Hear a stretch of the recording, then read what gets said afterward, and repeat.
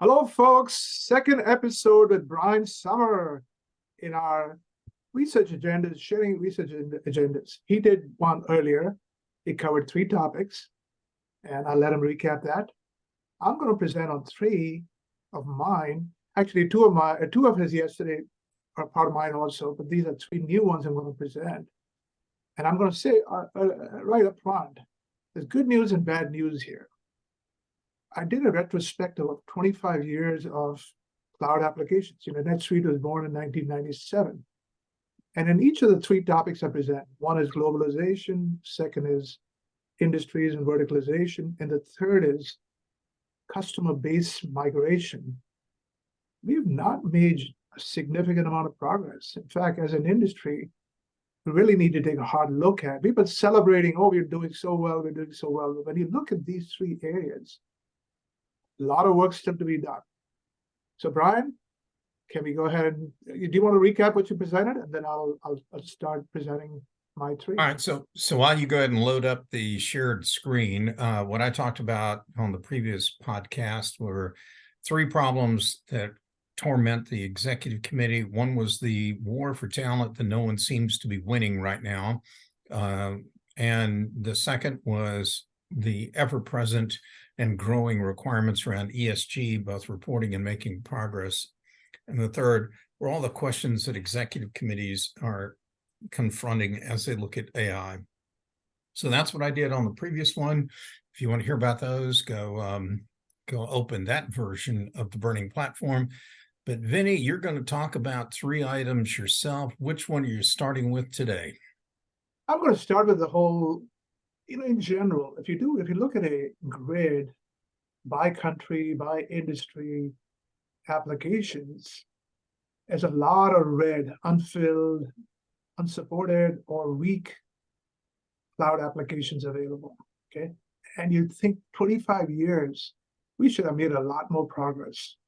So I'm going to start with globalization first, or localization. Second, I'm going to talk about verticalization. And then also I'm going to talk about customer base migration. The world has turned upside down. We know that. We're entering, a lot of geopolitical turmoil and so on. But I also see a lot of glib talk. Brian, you probably heard about this. The world is deglobalizing. We're hearing about Germany deindustrializing because they're having all kinds of energy issues. The BRICS countries love to talk about de-dollarization, okay? Basically, my view is incumbent powerhouses, be they companies, be they countries, be they artifacts, don't die overnight. It takes decades for their strength to diminish. So I don't believe any of this is true. I don't think we're deglobalizing, we are re-globalizing. There's a whole bunch of new players starting to emerge. And when you talk about like deindustrialization of Germany, Germany's not going to die. They're already looking at moving away from natural gas from Germany, at the hydrogen economy to power their cement, their steel, their heavy industries, right? De-dollarization, frankly, my view is I'll see it when I see it, right? Three things need to happen before the BRICS countries can, come up with a viable alternative. They have to step up and support a lot of trade. Right now, they're very big on exports. They're hungry for exports. They want trading markets to sell to. They're very selfish about opening up their own markets. That won't work if the U.S. declines in importance. Second, I think somebody needs to step up and become an immigrant safety wall. Whether we like it or not, stupidly sometimes, we take in, 10 million immigrants a day in one shape or form. Let one of them step up. Maybe it's Saudi Arabia. Maybe it's Brazil with all its, a lot of land mass. And the third thing, probably the most difficult thing, is going to be the U.S. for the last 100 years. Our Navy has protected creating shipping lanes for free. I want somebody to step up and do that, because if not, we'll end up with so much piracy and so much disruption to trade that there won't be then we would really have deglobalization. And there are already some scenarios where people go, maybe the U.S. should withdraw. Maybe we should go with Canada, Mexico, Central America, this is a big enough trading zone. Why don't we just focus on that? Not for me to decide. It's a political question, but a lot of change is going on. If you look at it, if you look at multinationals, I mean, I've never seen them move so quickly in moving in and out of countries. So they're moving out of Argentina for inflation. They've been forced to leave Russia. They've all adopted a China plus one strategy. Okay, that doesn't mean they're moving away from globalization. They're finding new markets like Vietnam, new supply sources like Vietnam. They're finding new, demand centers, etc. We're seeing new tigers emerge. Brian, you and I were in India earlier this year. You could see the vibrancy, the energy in that economy, right? BRICS, most of BRICS, I don't know about Russia anymore, but certainly every one of the others is extremely vibrant. But forget them. When you look at Dubai, when you look at UAE, when you look at Kenya, Nigeria, Vietnam, I mentioned earlier, there's a lot of vibrant economies that are emerging. And then there are new frontiers. I mean, Estonia has been a digital economy for 20 years. I mean, they do things that you and I would salivate over in terms of our tax preparation, in terms of our, dealing with different government agencies and so on. Costa Rica, big ecological success story, ecological tourism. Saudi Arabia, believe it or not, is looking at next frontier, affluent tourism as a market. They're exploring Red Sea, which is a phenomenal diving location, looking at the internal oasis and so on. They have a lot of artifacts that kind of almost are as important as those in Jordan and so on. So they're looking at tourism as the next frontier. When you look at Singapore, they're looking at medical tourism. These are all new frontiers that are emerging for different countries. When you look at hyperscalers, it's amazing what Google and Microsoft and AWS have done around the world. DevOps has become amazingly globalized. So I was talking to a VC who invests in Africa, and he was like, you go to Kenya and you look at the developers and you go, am I in Boston or am I in Silicon Valley? No, I'm in Kenya, thanks to the hyperscalers. And then this one, which is a little more political and a little more not sure how long it will last, whether we like it or not, has a growing influence of globalist entities like the World Davos Group, like NATO, like World Health Organization, and so on. Okay, they tend to have their own agendas. I don't think they have any individual countries' interest in mind, and therefore people tend to be suspicious of them. But you cannot ignore their importance. Unfortunately, the software industry is starting to reflect more of the old world. Most of the coverage is in developed economies, in English-speaking economies. Okay, significant cost gaps. They only know how to expand through direct sales, so they have to open offices. A very expensive model, and they tend to rely heavily on their global SI partners. I don't think it's sustainable in many of these emerging markets. If you look at all the vendors we deal with, SAP is probably the most global of all the enterprise vendors. Functionality-wise, they can claim to support, at least in some accounting functions, some payroll functions, and so on, over 100 countries. They have user groups in, I think, 40 different user groups around the world.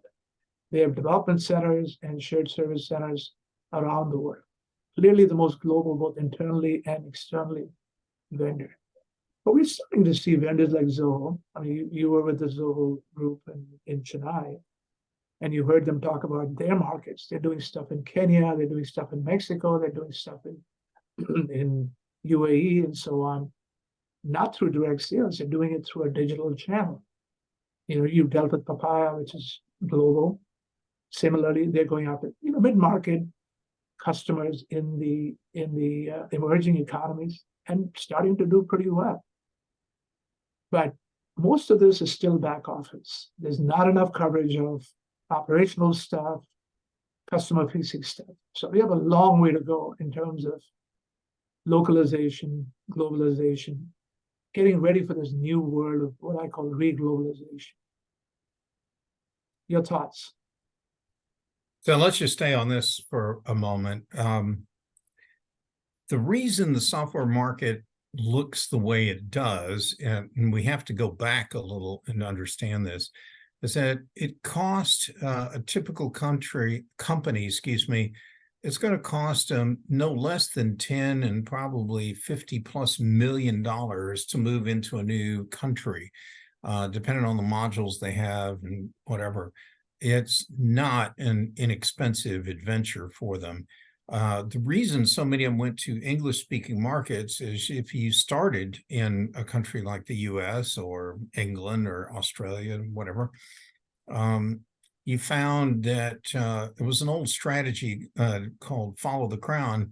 It was you would run into similar kinds of accounting rules, similar kinds of accounting procedures, commerce, and et cetera. So you followed around and went, in a lot of cases, you followed either the British Crown and its colonial system, or the French. You might have covered that one as well. That's just a couple examples. So a lot of what we have in this market is really an artifact of how things happened in the past when capital was expensive, where it was very difficult to break into a new market, because if you're going to go in there, you got to be all in with a lot of these modules. In other words, I got to be able to, it's not just enough to do all of HR, but not payroll. You need to do payroll as well. And payroll's the tough nut to crack. Would keep going. Now, I do see your point here about the hyperscalers is interesting, because now more and more companies, are locating these centers in places where they can tap into geothermal, solar, other kinds of alternative power, but also they need access to a lot of water. These hyperscaler data centers are big consumers of water to cool these huge server farms, and the electricity they require is significant as well. And this is something I think a lot of companies need to think about when you transfer your computing loads to these hyperscalers. You're not walking away from your emissions deal. That now becomes a scope 3 kinds of problem, where you got to find out what the hyperscalers do. And some of the best ones I've run into have clearly understood this and have located these operations in the right kinds of countries and the right locations to absolutely minimize that emissions footprint. And as a result, I think are making it easier for companies to shut down their internal data centers and all the waste that they create, transfer this to more greener kinds of approaches. To your first point, I understand why, but I think we're approaching a disruptive point in the global economy, right? So we can't continue to use that justification to not look at new markets, is my point. Okay, if the hyperscalers have put literally billions of dollars into places like Kenya, places like Iceland, and so on, application vendors cannot pretend that those markets aren't important. That's my only point. And to your point about sustainability, clearly that is an important factor, but not the only one. And so. Well, but we have these other complicating factors in today's world. One of which is we have data sovereignty issues, and it doesn't, we have governments that create barriers to some of this single world, new world kind of way of operating. Great point. I'm just saying we have to navigate this new world. We can't keep saying it's too expensive, therefore we won't go into that. Okay, because you're opening up the market to a new set of players who will use digital channels, lower cost development centers, and so on, and go after those markets. So I'm just saying we're at a pivot point in terms of localization. So let me just say, I like the fact I know both Zoho and Papaya very well.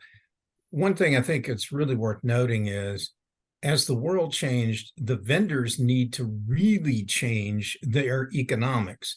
It doesn't cost them as much to build code the way it used to in the past. They're not writing as anywhere near by form factor the lines of code they used to in the past. And yet they're still trying to get premium pricing for something that they But you don't even forget support should be a lot more. Gen AI should allow them to do support a lot cheaper, right? Oh yeah.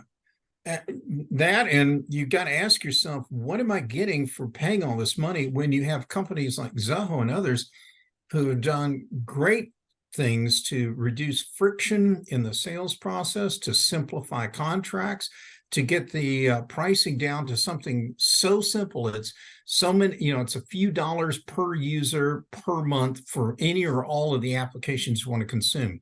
So I don't think the vendors have done anywhere near enough to really radically rethink how they ought to go to market. And that's abundantly clear to me when I go to software conferences in India.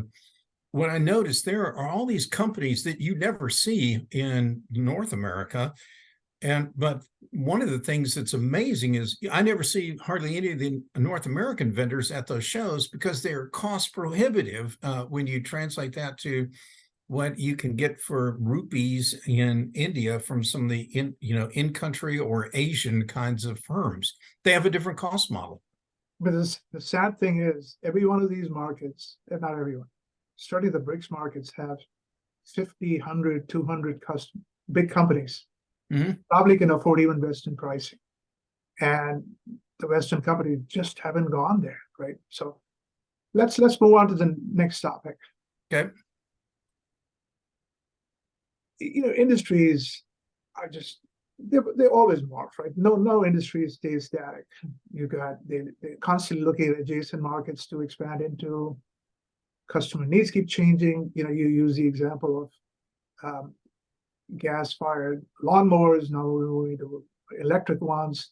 Auto industry is basically driven by what's called CASE, connected, autonomous, shared, and electrified, completely being transformed. So industries are constantly morphing.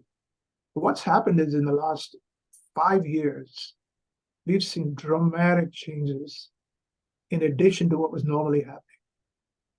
So climate change urgency, which you talked about, COVID, the whole Ukraine shock and the impact on energy, and the recognition that we can't just focus on emissions, we got to have security and affordability in our energy conversations. And let's not forget, massive digital transformations have happened. They can do things they couldn't do a few years ago in terms of business models and so on. Okay, so I saw in the last few years, new vertical edge applications have become viable. You couldn't have sold any of these 5 years ago. Today, you go to a healthcare company without telemedicine, at least the hospital side, the delivery side, and they're going to look at you like, where were you during COVID? Intelligent returns. E-commerce, 20% of e-commerce is return now.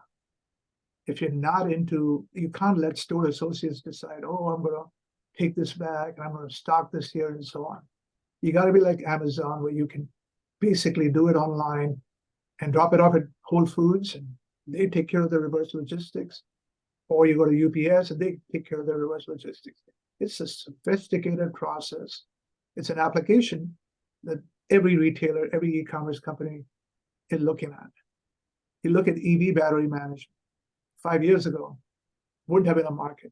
Now, you go into EV charging, people are looking at telecom mobile roaming, like they did for telecom, to say, okay, when a customer drives 100 miles away from his home and he needs to charge, we're going to charge him a roaming charging fee, right? The infrastructure management of EV battery charging is a huge market unto itself. You look at business model change, servitization. Industrial companies are selling a lot more, as a service contracts. What that means is they need a new CPQ. It can't just be focused on product or service. It's got to include product plus spare parts, plus financing, plus monitoring service, plus maintenance service, and. They need digital twins. They need so many new technologies to be able to deliver profitable servitized models. I can go through another 100. All this has become viable in the last 5 years. Okay? And I don't see many vendors. SAP has done a few of these. I don't see too many vendors really focused on this. Okay? I think it's a time to start thinking differently, just like on the localization side. There are too many horizontal applications. And we're starting to see commoditization, right? The Zohos of the world, the Papayas of the world, at least for the SME market, are able to undercut the bigger vendors. Where they do have vertical functionality, they tend to be very partial. So, an example, several of the vendors we know talk about, well, I'm going to focus on the service sector. I'm only going to do these services. Well, I asked them, what about servitization? Well, that's a manufacturing phenomenon. No, it's services. It's maintenance services, it's monitoring services, it's field service, and so on. Why aren't you doing that? Not interested. They only want to do project-based services. They want to do public sector services. So I think vendors have been very, very myopic in their definitions of addressable market. And you can see that in the AI use cases. You talked about it last time. There's a lot of HR, a lot of accounting use cases, hardly any operational use cases because they don't have the vertical data or the domain expertise or the imagination, frankly, to be able to think about what would sell that would supplement human intelligence. Okay. You made this point yesterday, or maybe did the last recording. Gen AI is encouraging many SIs to work with a number of clients, data rationalization, and analytical labs. Okay, big business. And you're seeing customers become savvy about monetizing operational data. They're not going to give it away for free. You can't just give them a license and say, give me your data to train my models. I think that vendors are going to have to learn to pay for some of that operational data, which they won't like, but that's the reality of value of data coming to play. But here's the reason that it bothers me that vendors have been so slow to verticalize. Verticals are very sticky. Maximum, my God, that is old software, right? Or Epic, old software. Continues to make a lot of money. I mean, these things have useful lives of 20, 25, 30 years. It's a revenue stream that keeps on giving. It's a gift that keeps on giving. SAP, they started verticalizing early 2000s. It's amazing how many verticals they're still generating a lot of revenues from. So I think most vendors need to start to think broadly about addressable markets and not just the definitions they've had for the last few years.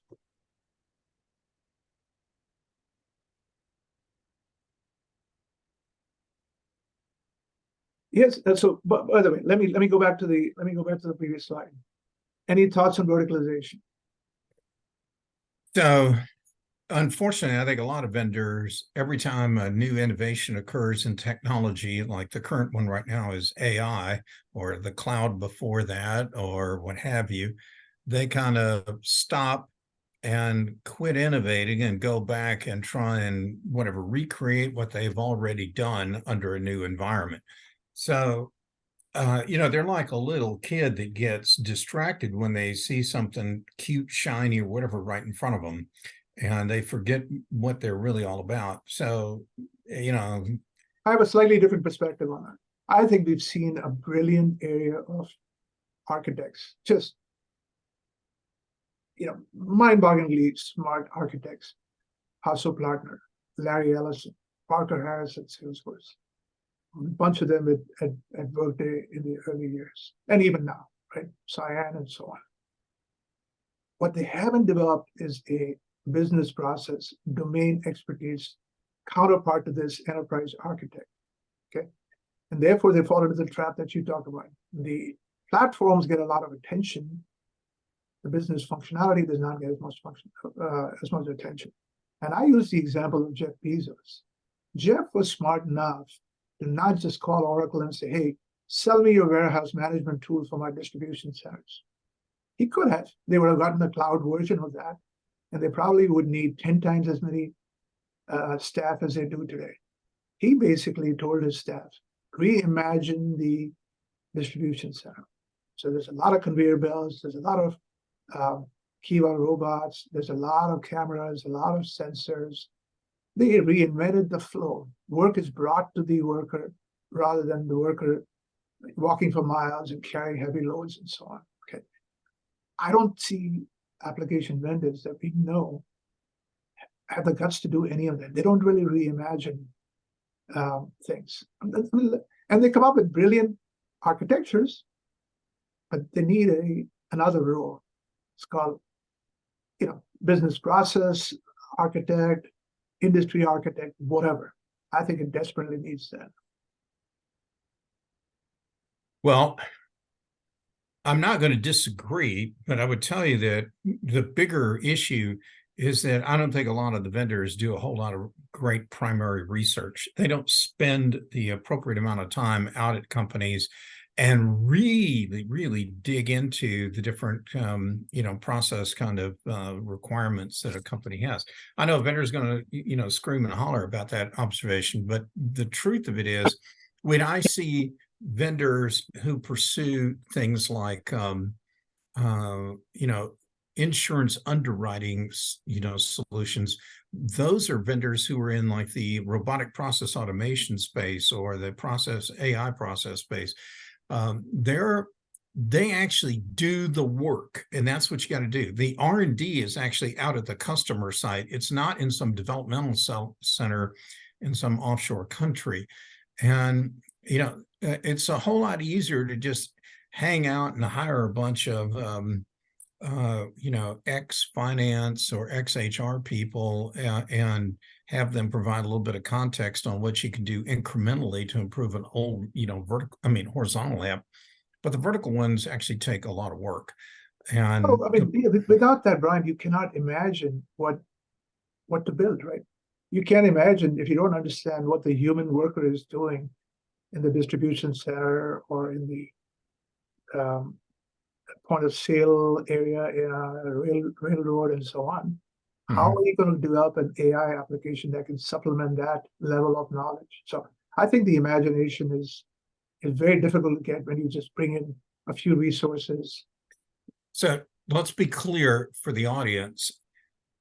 They have to do the primary research, and then they have to do the real hard work, which is the ideation around what a totally re-engineered, reimagined process for someone in a vertical is going to have to look like. That's not incrementalism, that's transformative, and that work requires a creative, skill set, and to find willing customers that are open to some level of experimentation and trial and error, whatever, to get this stuff perfected so you can make a great vertical. And a lot of these software companies, their private equity owners will not give them the capital, the runway, or the time to go develop some of these things. Well, Brian, somebody's going to break the mold. One other thing they need to do is, one of the disservices Mark Andreessen did for the industry was he said, software will eat the world. Software alone cannot eat the world. You need robotics, you need sensors, you need satellites, you need exoskeletons. When you bring it all together, you can have dramatic impact and payback. So many of the software vendors are afraid to touch anything that is hardware oriented, infrastructure oriented, right? So, yeah. Well, one last thing on this point. Let's also point out that the vendors, the existing enterprise software vendors, may already be screwed and they don't know it. You look at where the money, the hiring, and everything else is going relative to AI. It's going towards, it's big SIs who are pouring fortunes and thousands, tens of thousands of people into this space. And they're the ones who have very good account control and account management in a lot of these vertical customers. And they're the ones who are going to build the AI kind of feature apps. A real highlight on this is, and while the vendors, unfortunately, the old school vendors, they're still focused not at the functional level, they're still dinking around with platforms. I was at the HR Tech show a couple of weeks ago in Vegas, and there were like just under 500 exhibitors on the show floor. And I guarantee you 400 of them were there wanting to talk about their platform. Nobody cares about the platform. And yet I even had one lady come in to pitch me in the press room. She had a 16 slide deck for a 30-minute discussion, and it started right off. Very first slide was about their platform. Nobody's buying that. They want to buy a solution. Show me the ideation that you did to come up with a great new process and how you're going to utilize some of the new technology. Don't start with the technology looking for a problem to solve. Do it the other way around. Show me the problem, and then we'll work our way down to what are the appropriate technologies to make it a reality. I'm not as pessimistic as you are. I think a new generation of vendors will emerge, which will break the mold and be verticalized. The SIs will really have a role, but I'm not as pessimistic as you are. But let's move on to the third area. Okay. Now, if indeed they're screwed, why aren't they focusing on this big divide in the industry? You've probably seen the shark fin where everyone listens to Jeffrey Morse and says, let's cross the chasm. And so if you look at the customer base, it spikes pretty early on in the rollout, whether it's a new product or it's an upgrade or whatever. Unfortunately, we've ended up with a reverse shark fin in our market. I mean, SAP has announced ECC will be quit support in 27. 25,000 customers that haven't moved. Okay, that's a significant number. I don't know the numbers around Oracle, but if you add up PeopleSoft, Siebel, JD Edwards, and all the other acquisitions they've made, I suspect their exposure is even greater. Only 20% of their customer base has migrated. Okay, so same thing with Unit 4. Recently they announced they're going to every one of their on-premise customers has to move to the cloud. Now they announced packages that would make it convenient, right, safer, and so on. But it's a big challenge for the industry. So unfortunately, I blame Gartner for this. We keep blaming it on the customer and saying it's technical debt, as if that's going to just guilt the customers into writing a big check. Okay. The reality is we've ended up with a huge number of laggards who have not yet migrated to the cloud in new versions. And they have good reasons. When you talk to them, they have good reasons. They're like, Vinnie, I'm happy with what I have. I'm not seeing, well, let me go to the next slide. Why are they so slow? The Oregon Trail, the pioneers went there because they had the promise of a better future. They risked all kinds of trials and tribulations to get there. I don't think many of the laggards see this. If anything, they see a little new functionality. They see how they learned from the early cloud adapters that cloud costs are not cheaper, especially the hyperscaler clouds. And unfortunately, the big application vendors continue to rely on SI labor. Okay, so there's a lot of that cost, internal retraining, pretty disruptive testing, integration, and then they hear, oh wow, in the SaaS world, you're going to be upgrading every 3 times a year, as if that is going to be attractive from their perspective, right? So, and they, in spite of they're being warned, you're not going to be in compliance, you're going to have audit risks, your recruiting profile is unattractive, nobody wants to be on PeopleSoft or ECC or older version of Unit 4 products. Doesn't seem to bother them. They haven't moved. So, I think the next couple of years are critical, especially in the SAP world. I think we've seen a bunch of new technologies, Gen AI, RPA, etc. Newer automation should allow us to dramatically reduce the labor component. Now, the resistance is actually coming from the SIs. They want to keep doing it the old way. We've learned about accelerators. God, Brian, you and I were talking about that in our big 6 days, right? We were talking about solution centers and so on, factory concepts back then. Still not viable. We can turbocharge those. We need to think about different maintenance plans. This model of I need 98% maintenance or margins, so you'll keep paying me what you had paid me 20 years ago. Just isn't viable. Maybe we should move to a consumer appliance-based model. Pay for a warranty fee, and you can use it as you need. Have some limits, have some um, um, excess charge if it requires more work and so on. I'm starting to see some movement, because if SAP has got to migrate almost 50% of its customer base to S/4HANA, I'm starting to see them get more interested in how do we motivate our customers to move. And frankly, they should be scared at some of the pricing they've seen from SIs. I mean, as the urgency grows, the premiums are growing. So I've talked to a couple of startups who are looking at automating upgrades, automating implementations, at least the first version, to get the customer to the new application, and then they can gradually make changes and so on. User groups are starting to play a role. So I think the next 2 years are critical for the industry. So when I think about this problem, the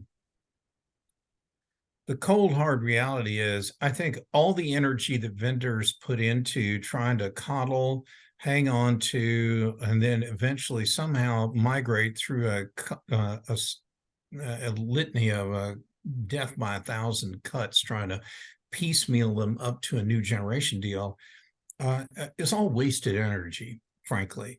I mean, you know what, if you've, I think we're spending, the market's spending way too much energy focused on, you said it, the laggards in this space. These are the ones who, if you read Jeffrey Moore's book years ago on Cross the Chasm, he defines the laggards as people who are cheap, slow to move. They're not even looking for this technology to provide them competitive advantage. If anything, it's maybe competitive parity. It just gets the job done, okay? So as a result, they're willing to use like last year's product or last generation's product because it isn't going to move the, they're not going to use any of this stuff in any great way anyhow. I don't think Jeffrey Moore ever anticipated we'd end up at 50% of the customer bases in the laggard column. Well, I'd tell you, it's a big fat space. It's a revenue opportunity, right? Maintenance, because these are companies. I use a little bit different terms. I kind of view that there are 4 kinds of customers out there. At the bottom, they're the ones who are just flat out dysfunctional, and they're the ones nobody really ought to get close to, because even if you go in and help them out, you get a brand as being a janitorial service to the worst possible customers out there. They are screwed up. There's the next level up, which is, to your point, like the 50% of the market, they are functioning. That's what they are. They're not necessarily process excellent, because that's the next level of performance. They're getting the job done. It's like looking at their operations and like watching legislation or sausage getting made. It's not for the faint of heart. It's not overly efficient, but it gets done. They're paying the bills, but it's just ugly. And it takes a lot of energy and money and effort to get them to move. And a bunch of those, frankly, on the lower end of that group of functioning companies, they're your laggards. And that's a big pile of, there aren't that many companies, in my opinion, that are, extraordinarily process efficient, particularly across all levels, or all aspects of the organization. I think that's a fantasy that you read about in some business publications, or they'll find the one company that's really killing it, and they'll try and they'll try and write 16 business books about, how this one CEO got this company to be this way. And yet I know when I talk to some of these firms, it's like they've got a slave driver in finance who's making people work 80-hour weeks every single week because they won't hire enough people to do the real work that's required in that function. Right, who's going to tell these vendors that the maintenance revenue is so addictive? Time to move away or change the model, or time to let third-party maintenance take over some of those laggards. I mean, well, let's take that point, because the vendors trying to make Wall Street think that they've got more customers moving to the cloud. What did they do? They made everybody with a perpetual license, re-up basically with a subscription model to make it sound, and they're trying to say that subscription equals cloud, when that's bullshit. That's absolute bullshit. And yet they've been fobbing that off on Wall Street, like that, like they're a real cloud leader. And yet most of their customers still running some variation of an on-prem solution, whether it's on a hyperscaler or on their own data center, and they haven't moved to the cloud. Anyway, I will say I did like an approach that Aaron Harris at Sage was talking about on a briefing call a few weeks ago, where, you know what, they're not trying to move the customers. What they're going to do is they're going to make like all these new capabilities, many of which are AI powered. They're going to make these things available to people on all of their different product lines. And so they made their architecture work so that they can plug and play with all the on-prem solutions, and so that those customers get the advanced capabilities. And that's actually a very good way to approach it, because it provides value. Whereas the forced march movement to make people move to a cloud solution did not necessarily mean that a customer got anything better than what they had before. They just got it in the cloud. Well, I think we'll need to do a lot more of that thinking now. We can't keep going the way we have been. So, I mean, I said there's good news and bad news. There's quite a bit of concern in each of the three themes that I'm researching, right? Because the vendors are stubbornly continuing on their old paths. But I mean, the reality is going to smack them on the globalization side. On verticals, the AI thing is going to smack them because they don't have any operational use cases. Mm-hmm. And on the customer-based movement, it's like, yeah, it's not a good place to be if you haven't been working on this for quite a while. By the way, you got to tell the listeners, what is that Rubbermaid tote bin behind you on the screen? What's it for? I think that's a Thanksgiving artifact. Margaret put it there and did not remove it. So I removed it. Thank you for reminding me. Okay. All right. Well, I think we put some icing on the 3-topic cake that you put together, and discussed 6 topics that are relevant to the industry. They won't like everything you said or I said, but we're not making this stuff up, right? We're hearing it from different executives, and we've never agreed on everything, Brian. So why start now? Never happened. All right. Well, I guess that's it for this burning platform. So I'll get ready to sign off. And thank you, Brian. It's been a pleasure to have you back after, I don't know, 2.5 years. So let's not make it another 2.5 years. Let's periodically come in and talk about whether people are making progress on any of these, or is it in 2.5 years, the singularity will have occurred, and you'll be talking to my AI persona instead.